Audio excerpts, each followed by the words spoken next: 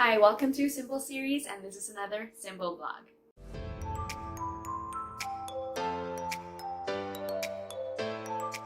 Unbeknownst to many, I have concealed my identity as, drumroll please, a waterbender. Kidding aside, this is a problem for many people.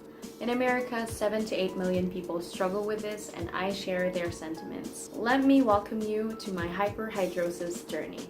As you know, I'm a very organized person, and I will be sharing my story through my own version of the revolutionary timeline. Number 1, the pre-enlightenment period. Through elementary school, I didn't mind it that often because I thought it was just normal sweat, which was unusually being released through my hands and my feet.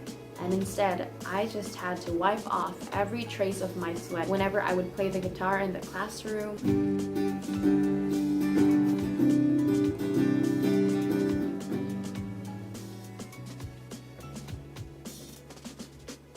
or hold a microphone in front of the entire campus, or carry my school bag, or draw and color, or read my books. I always felt uneasy, but I tried to keep it contained.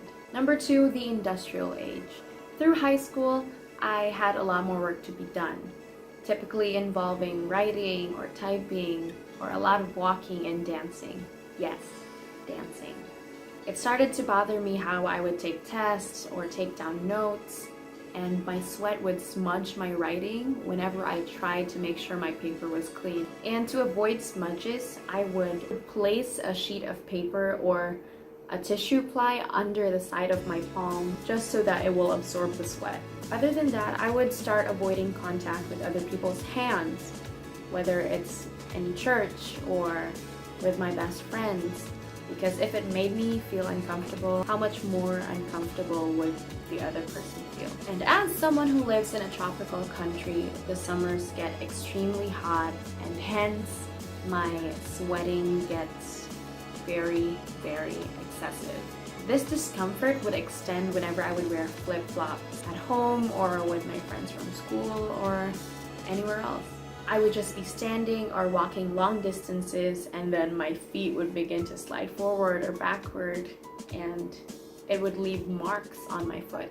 I felt kind of embarrassed whenever I would wear casual clothes and footwear with my friends because I was afraid I would have to wipe off my feet repeatedly while I'm hanging out with them. Like I said, it started to feel embarrassing.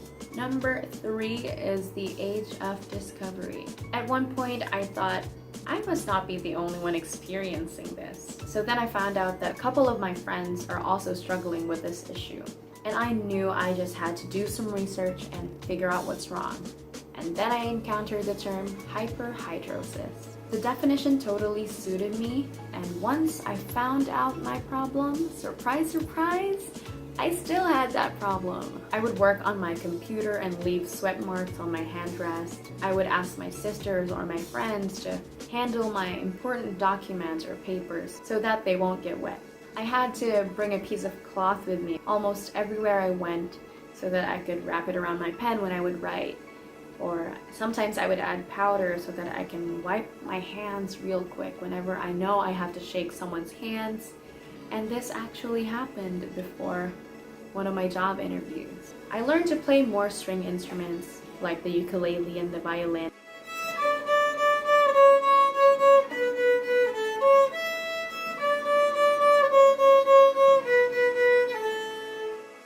And I always had to wipe off my sweat from the fretboards and the fingerboards whenever someone would use the instruments after me.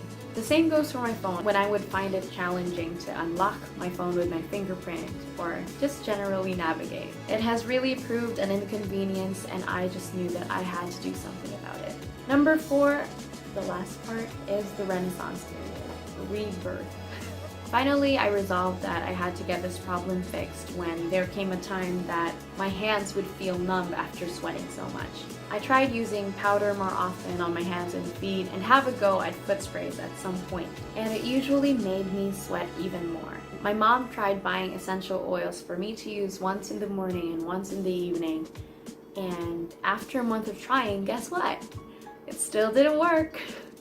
Later on, I found out about Dermadry and the products they offer, and honestly, it has since been my dream to own one of them. And hopefully I will soon. But even with this hyperhidrosis issue, I still feel confident about myself. I am more than just my hands and feet. I am more than just my excessive sweating. But it would definitely be amazing to live a normal life without having to worry about it, as I make the most of my being a student. So if you're watching this and you have an issue with your hands or your feet or even other body parts sweating excessively, you are not alone. We're all in this together. That's it for this video. Till next week.